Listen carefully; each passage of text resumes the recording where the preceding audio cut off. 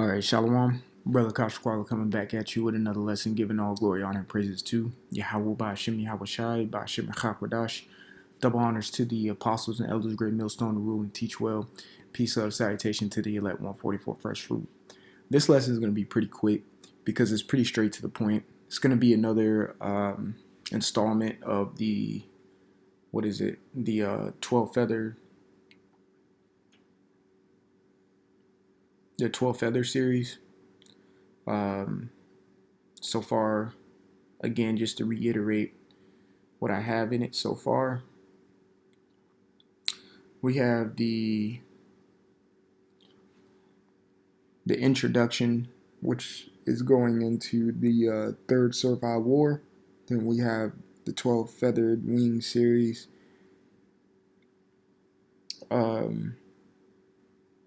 The first feather, then the second triumphant, and then the last one that was done about like a week ago was the second feather. And today we're doing the third feather, which we're, as you can see on the screen, going into Tiberius. All right, Tiberius, he ruled from 14 AD to 37 AD. And I got pretty much a little paragraph here that I'm going to read verbatim. And then that's pretty much going to be the end of the lesson. It's not going to be long at all. Again, this is just to paint the picture and give you the understanding of what each verse is speaking about. And maybe for the series, the last series, added to this, the last video of the series, I may just do the full Second Ezra's 11 breakdown, just to bring everything together. All right, so verse 18 is where we're at. If you watched the last video, we did it on Augustus Caesar, which was pretty much from like verses 13 to 17.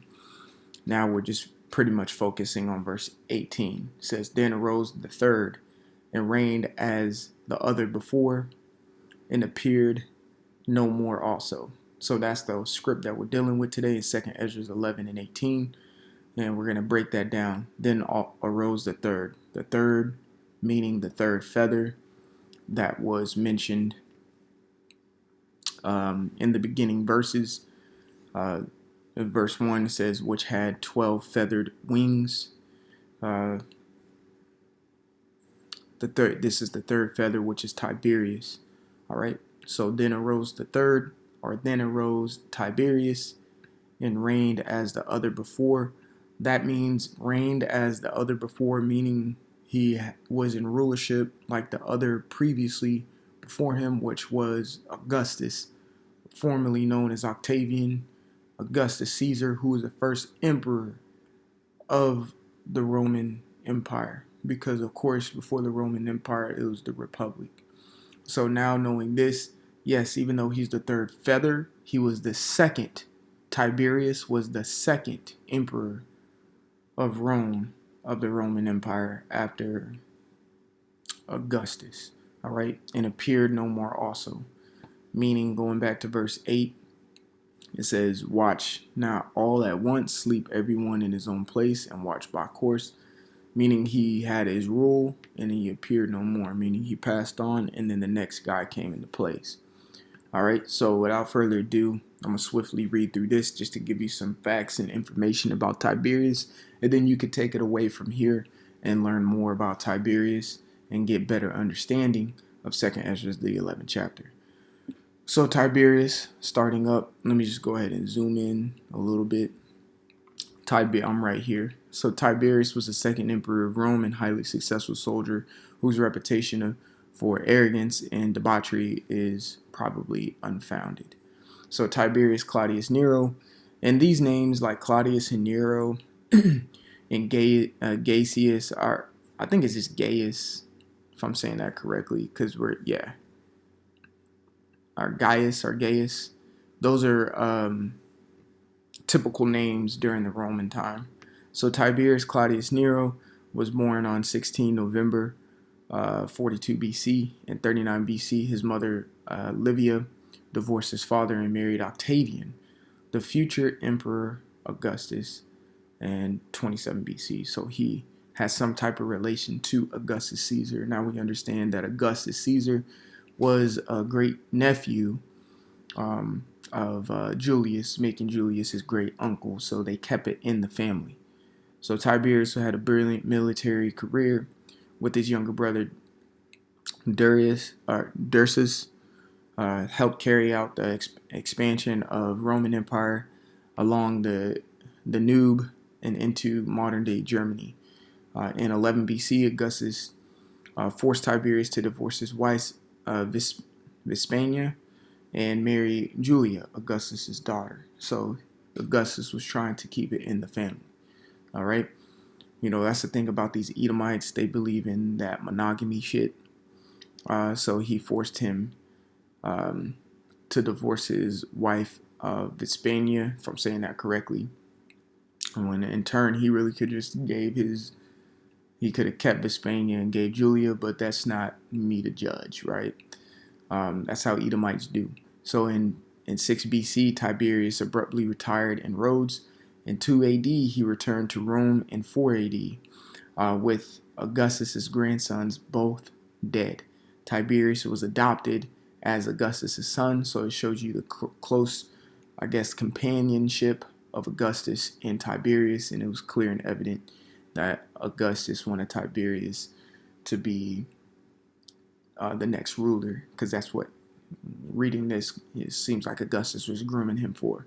It says because pretty much he gave his daughter as an affinity, which you can read about an affinity in, I want to say, 1 Kings, the 3rd chapter, when you're reading about Solomon and how he married the Egyptian daughter or whatnot to make affinity. Matter of fact, let's just get it so I'm just not,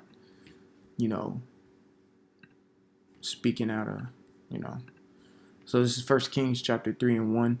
It says, and Solomon made affinity with Pharaoh, king of Egypt, and took Pharaoh's daughter and brought her into the city of David until he had made an end of building his own house and the house of the Lord in the wall of Jerusalem round about. So pretty much he married Pharaoh's daughter to become have some type of alliance or peace between both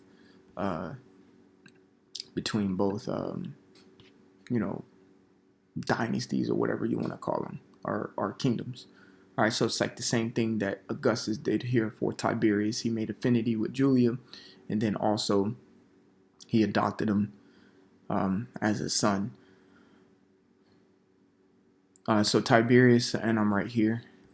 So Tiberius in turn adopted the nephew Germanicus, a great nephew of Augustus, when he then went on to campaign in northern Germany, securing the frontier and returning Rome a hero. Now you understand more than likely where the term Germany came from, which was probably from the nephew Germanicus, because it said he ruled up there in modern day Germany. Doesn't mean that it was named Germany at that time. It is probably named after Germanicus after he ruled over it and conquered it. That's usually what the Romans did. Prime example, Africa. All right. So to the next paragraph, Tiberius succeeded Augustus in 14 AD, and initially his rule was positive. He improved the civil service and restored Rome's financial condition.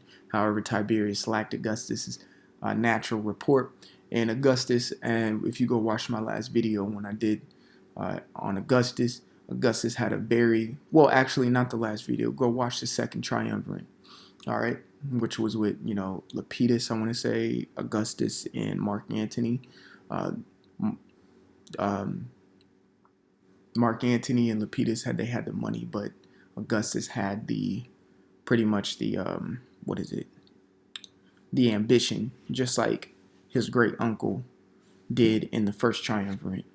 Julius. Julius had great ambition for power, so that's kind of the same thing that Tiberius was lacking from Augustus, was a great ambition. That's why he didn't have a natural rapport with the Senate and became increasingly unpopular. So this contrasted strongly with the popularity of the charismatic Germanicus, his expected successor. So Germanicus died in 19 AD. It was widely believed that Tiberius had poisoned him in order that his son Drusus should succeed. But in 23 AD, Drusus died, throwing open the question of succession. Tiberius's reliance upon the ambitious and brutal Sejanus, the head of the, I want to say Patrian, if I'm saying that correctly, guard, or the imperial bodyguards, resulted in the allegations of tyranny. In 27 AD, Tiberius retired to Capri, never returning to Rome. 2 years later, realizing that Sejanus was trying to seize power, Tiberius had him executed. So in 35 AD, Tiberius made Gaius, son of Germanicus, his own grandson, Gamalius, joint heirs. So Tiberius died on 16th March 37 AD and was succeeded by Gaius, also known as Caligula. All right, which pretty much is the fourth feather, which we'll get into the next lesson, more than likely coming up here very soon, because that will be a pretty swift lesson as well.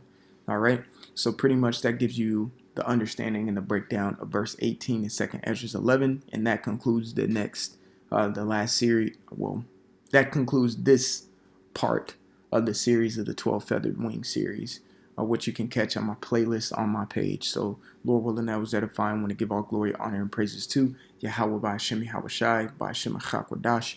Double honors to the apostles and elders of Great Millstone who rule and teach well. Peace, love, salutation to the elect 144 first fruit. And like always, repent, for Yahweh Shai is coming back sooner than what me and you believed. Shalom.